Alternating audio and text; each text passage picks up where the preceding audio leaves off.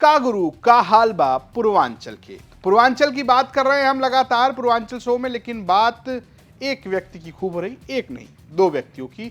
दोनों हैं भाई सोनू मोनू, जिन्हें कहा जाता है सोनू मोनू ब्रदर्स, बाहुबली भी कहे जाते हैं। ये सुल्तानपुर के इसौली सीट से सोनू सिंह विधायक भी रह चुके हैं और आजकल समाजवादी पार्टी की पॉलिटिक्स करते हैं। लेकिन भैया ट्विस्ट बड़ा है। ट्विस्ट ये है कि साजिश किसकी हत्या की, कहां, अयोध्या में, कैसे, कौन कर रहा था, ये बहुत कुछ सवाल है।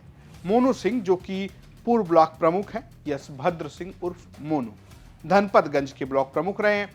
उनका आरोप ये है कि भारतीय जनता पार्टी के सुल्तानपुर सदर से विधायक विनोद सिंह उनको मरवाना चाहते हैं। ये सब कैसे शुरू हुआ, क्या आरोप है?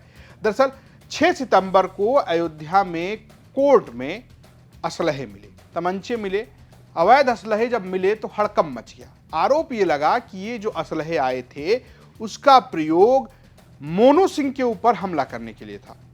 क्या मामला था? मोनू सिंह की थी पेशी। जी हाँ, मोनू सिंह एक केस में गवाह है, जो केस बीजेपी के विधायक विनोद सिंह से जुड़ा हुआ था।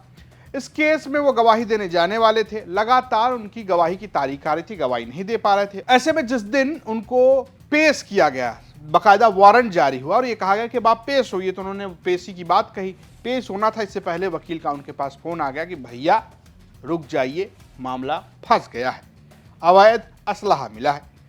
ये पूरा आरोप मोनू सिंह ने लगाया कि ये सब कुछ उन्हें मारने के लिए किया गया, क्योंकि उनका आरोप यह है कि ठीक इसी तरीके से एक बार पहले भी हुआ था।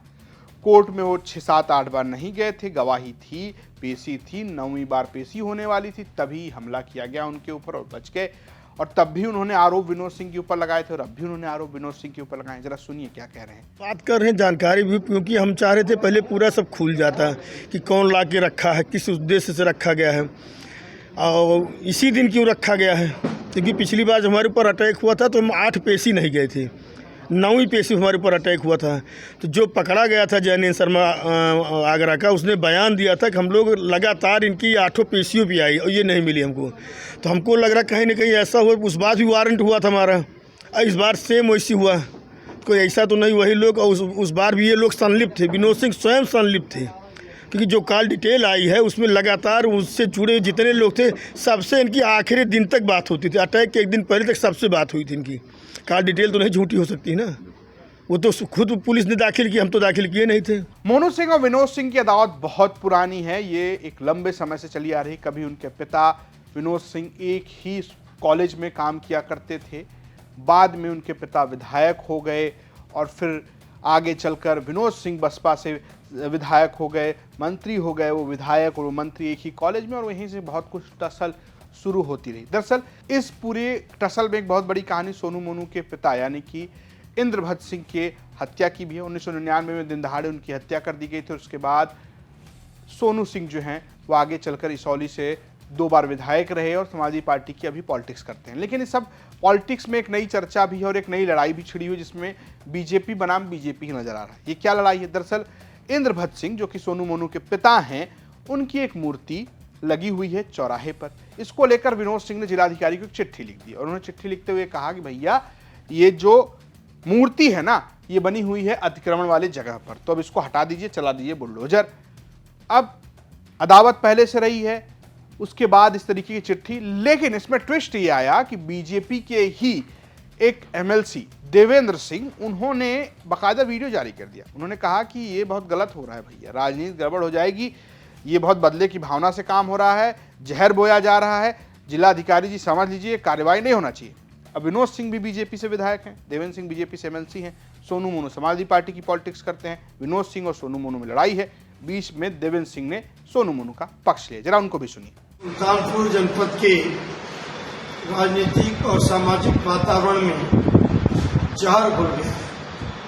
प्रतिशोध की भावना से, बदले की भावना से पूर्व विधायक स्वर्गीय इंद्रभद्र सिंह की मूर्ति को हटाने की मांग करना एक आपराधिक सोच को प्रदर्शित करता है। प्रशासन को किसी के उत्पीड़न का टूल किट बटने से बचना चाहिए। उनकी मूर्ति हटाने से कानून व्यवस्था की समस्या पैदा होगी और राजनीतिक रूप से जो जिले में शांति है वो तार-तार हो जाएगी। फिर प्रशासन के लिए स्थिति को संभालना मुश्किल होगा। तो ये तो आप समझ ही रहे हैं किस तरीके से यहाँ पर बीजेपी ही आमने सामने नजर आ रही है, लेकिन अब ये नया मामला सामने पहले चल ही रहा था। इसके बीच में ही मोनू सिंह ने आरोप लगाए कि भाई साहब उनको जान से मारने की साजिश रची जा रही है और इसके पीछे विनोद सिंह की तरफ से कोई जवाब अभी तक इस पूरे मामले में नहीं आया है।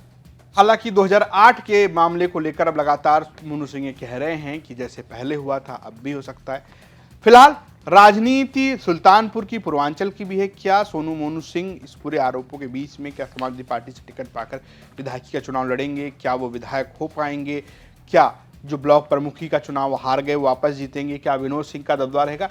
ये पूरे इलाके में इस बात की, इस लड़ाई की, इस वर्चस्व की चर्चा रहती है। लेकिन जिस हिसाब से ये नया आरोप आया है, हमले की साजिश की बात कही गई है, ये बड़ी बात है। हालांकि कमाल की बात यह है कि इसमें कोई शिकायत दर्ज मोनू सिंह ने जाकर नहीं कराई है पुलिस से। पुलिस की भी चूंकि शिकायत दर्ज नहीं है तो पुलिस की भी कोई इस पर अभी तक अपनी तरफ से टिप्पणी नहीं। फिलहाल स्टूडियो भेजी थी सुल्तानपुर से हमारे सहयोगी नितिन श्रीवास्तव ने। देखते रहिए यूपी तक। नमस्कार। क्योंकि आप अमित शाह से डायरेक्ट रहते हैं, माना जाता है भाई आप हमेशा दिल्ली चले जाते हैं, अमित शाह से मुलाकात कर लेते हैं, यूपी में क्या होने वाला है? देखिए, ऑल इज वेल है, वो सही बता रहा हूँ। ये बीमारी 2017 से हम सुनते हैं ये बात। 17 में जब सरकार बनी, सरकार बनने के कुछ ही दिन के बाद अगले महीना योगी जी हटा दिए जाएंगे, 2 महीना बाद हटा दिए जाएंगे। अगले साल नहीं है, इनके नेतृत्व में चुनाव नहीं होगा।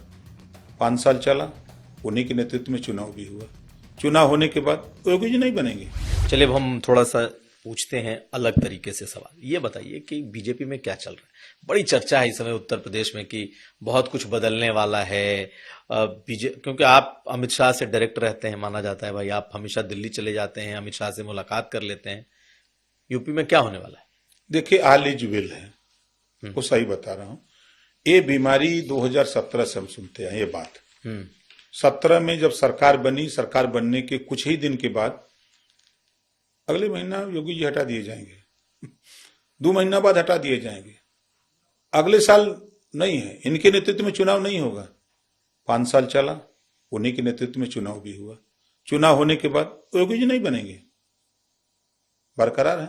फिर शुरू हुआ, हर सरकार चली जाएगी, अब इनको बदल देंगे, अब नहीं रहेंगे। हर महीने 2 महीने पर देखिए एक लोरी होती है, गांव में माताएं लोरी बच्चों को सुनाती हैं कि चंदा मामा यारे आवा, पारे आवा, नदिया किनारे आवा, सोने के कटोरवा में दूध भात ले ले आवा, बच्ची के मुहवा में घुटू। वैसे ही लोरी सुनावल जाला ऊ नेतन के जो उम्मीद में हो कि मंत्री बनो, जो उम्मीद में हो कि कल हमके लाल बत्ती मिल जाई, कल हमके टिकट मिल जाई। वो लोग के लोरी सुना सुना के ऐसे ही वो ठोक ठोक के रखल जाता, कहीं कुछ नहीं है। ऑल इज वेल है, ऑल इज वेल। तो बदलाव क्या है, क्या होना है? देखिए, बदलाव अपना संगठन है, भाजपा का संगठन है, संगठन में अपना बदलाव कर रहे हैं, वो उनका विषय, उनकी पार्टी का विषय है। मंत्रिमंडल में बदलाव है, मंत्रिमंडल में रिशफल है, बड़ा तो होता रहता है। पिछली बार भी हुआ था, इस साल भी होगा, लेकिन अभी नहीं होगा। चुनाव के समय होता है। जब चुनाव कुछ दिन रह जाता है तो आपने पिछली बार भी देखा कि जब विधानसभा के चुनाव रह गए तब सेटिंग गेटिंग की भाई कुछ और नए ले आओ, कुछ जो पुराने लोग हैं उनको संगठन में ले जाओ।